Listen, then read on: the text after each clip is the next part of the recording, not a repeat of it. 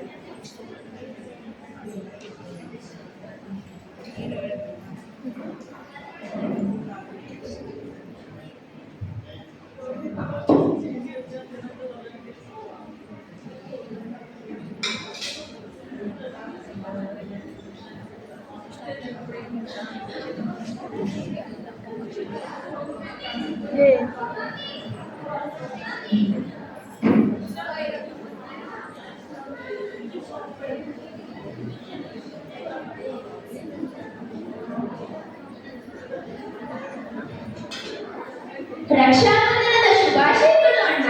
ಧನ್ಯವಾದಗಳು. ನೋಡಿದ್ದೀರಾ, ಎರಡು ದೇಶಗಳ ನಡುವೆ ಸೌಹಾರ್ದತೆಯನ್ನು ಕಂಡರೆ ಹೃದಯ ತುಂಬಿ ಬರುತ್ತದೆ. ಖಂಡಿತ. ಇಂದು ನಮ್ಮ ದೇಶದಲ್ಲೂ ಜನ್ಮಾಷ್ಟಮಿ, ಗಣೇಶ ಚತುರ್ಥಿ, ನವರಾತ್ರಿಯಂತಹ ಹಬ್ಬಗಳನ್ನು ಸಂಭ್ರಮದಿಂದ ಆಚರಿಸುತ್ತಿದ್ದೇವೆ. ಹೌದು, ನಾವುಗಳು ಕೂಡ ನಿಮ್ಮ ಆಚರಣೆಯನ್ನು ಗೌರವಿಸುತ್ತಿದ್ದೇವೆ, ಸಹಕರಿಸುತ್ತಿದ್ದೇವೆ. ಹಿಂದೆಲ್ಲ ನಡೆದ ಘಟನೆಗಳನ್ನು ನೆನೆಸಿಕೊಂಡರೆ ಪಹಲ್ಗಾಮ್ ಅಟಲ್ ಬಾಂಬ್ ದಾಳಿ, ತಾಜ್ ಹೋಟೆಲಿನ ದುರಂತ, ಫೆಬ್ರವರಿ 14ರ ಕರಾಳ ದಿನಗಳನ್ನು ನೆನೆಸಿಕೊಂಡರೆ ಎರಡು ದೇಶಗಳು ಆರ್ಥಿಕವಾಗಿ, ಸಾಂಸ್ಕೃತಿಕವಾಗಿ, ಔದ್ಯೋಗಿಕವಾಗಿ ಮುಂದುವರಿಯಲು ನಿಜವಾಗಿಯೂ ಸಾಧ್ಯವಿಲ್ಲ. ಏನೆಂದು ಹೇಳುವುದು? ನಮ್ಮ ಜಗಳಗಳು, ಆಕ್ರಮಣಗಳು, ಭಯೋತ್ಪಾದನೆ, ಸ್ವಾರ್ಥ, ಅತಿಯಾದ ವ್ಯಾಮೋಹ ನಮ್ಮ ಒಳ್ಳೆತನವನ್ನು ಮರೆಮಾಚಿತು. ಇದರಲ್ಲಿ ಬಿಡಿ, ಈ ಘಟನೆಗಳು ಏಕೆ? ಎಲ್ಲ ಭೇದ ಮರೆತು ಬನ್ನಿ ನಾವು ಸಮಾನ. ಹಿಂದೂ ಮುಸ್ಲಿಂ ಭಾಯಿ ಭಾಯಿ. ಭಾವೈಕ್ಯತೆಯ ಭಾವನೆಯಲ್ಲಿ ಬದುಕು ಬಂಗಾರವಾಗಿದೆ. ದೇಶಗಳ ನಡುವೆ ಸಾಮರಸ್ಯದ ಭಾವನೆಯ ಕೂಗು ಮೊಳಗಲಿ. ಬನ್ನಿ ಎಲ್ಲರೂ ಸೇರಿ ದೀಪಾವಳಿಯನ್ನು ಆಚರಿಸೋಣ.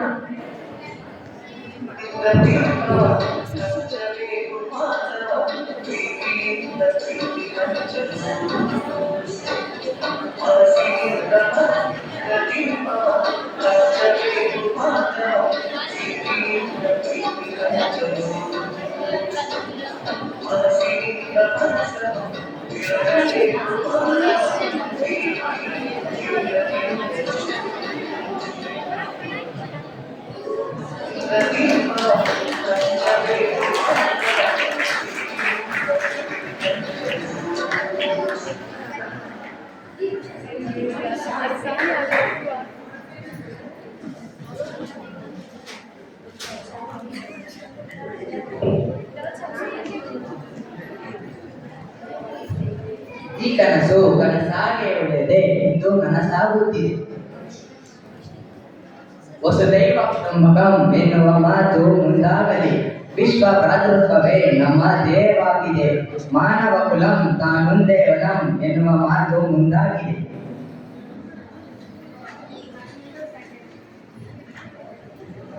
ದೇಶಗಳ ನಡುವೆ ಸಾಮರಸ್ಯ ಇದ್ದರೆ ವಿಶ್ವದಲ್ಲಿ ಶಾಂತಿ ಹಾಗೂ ಪ್ರಗತಿ ಉಂಟಾಗುತ್ತದೆ. ಪರಸ್ಪರ ಸಹಕಾರ ಮತ್ತು ಸೌಹಾರ್ದತೆಯಿಂದ ರಾಷ್ಟ್ರಗಳು ತಮ್ಮ ಸಮಸ್ಯೆಗಳನ್ನು ಶಾಂತಿಯುತವಾಗಿ ಪರಿಹರಿಸಬಹುದು. ವ್ಯವಹಾರ, ಸಾಂಸ್ಕೃತಿಕ ವಿನಿಮಯ ಮತ್ತು ತಾಂತ್ರಿಕ ಸಹಕಾರ ರಾಷ್ಟ್ರಗಳನ್ನು ಹತ್ತಿರ ತರುತ್ತದೆ. ಸಾಮರಸ್ಯದಿಂದ ಯುದ್ಧ, ಭೀಕರತೆ ತಡೆಯಬಹುದು. ರಾಷ್ಟ್ರಗಳ ನಡುವೆ ಪರಸ್ಪರ ಗೌರವವು ಸಾಮರಸ್ಯದ ಮೂಲ ಅಂಶವಾಗಿದೆ. ಸಮಾಜದಲ್ಲಿ ಸಹಿಷ್ಣುತೆ ಬೆಳೆಸುವುದರಿಂದ ದೇಶಗಳ ಸಾಮರಸ್ಯ ಕೂಡ ಬೆಳೆಯುತ್ತದೆ. ಸಾಮರಸ್ಯವು ಜಾಗತಿಕ ಅಭಿವೃದ್ಧಿಗೆ ದಾರಿ ಮಾಡಿಕೊಂಡಿದೆ. ಪ್ರತಿ ದೇಶವು ಇತರರ ಸಂಸ್ಕೃತಿಯನ್ನು ಗೌರವಿಸಿದರೆ ಪರಸ್ಪರ ಭವ್ಯತೆ ಗಣವಾಗುತ್ತದೆ. ದೇಶಗಳ ನಡುವೆ ಸಾಮರಸ್ಯವು ಮಾನವೀಯತೆಯ ಮಹತ್ವವನ್ನು ಒತ್ತಿ ಹೇಳುತ್ತದೆ. ದೇಶ ದೇಶಗಳ ನಡುವೆ ಸಂಬಂಧ, ಇದುವೇ ನಮ್ಮ ಅನುಬಂಧ. ಬಯಸೋಣ ಸ್ನೇಹ ಸಂಕೇತ, ಇದುವೇ ನಮ್ಮ ಸಾಮರಸ್ಯದ ಪ್ರತೀಕ. ದೇಶ ದೇಶಗಳು ಒಂದಾಗಲಿ, ಸಂಬಂಧ ಸಾಮರಸ್ಯ ಮುಂದಾಗಲಿ. ನಡಿವೆ ನೀ ನಡಿವೆ ನಮ್ಮ ನಿಲುವುಗಳ ಮೇಲೆ, ಮೂಡುವುದು ಸಾಮರಸ್ಯದಲ್ಲಿದೆ.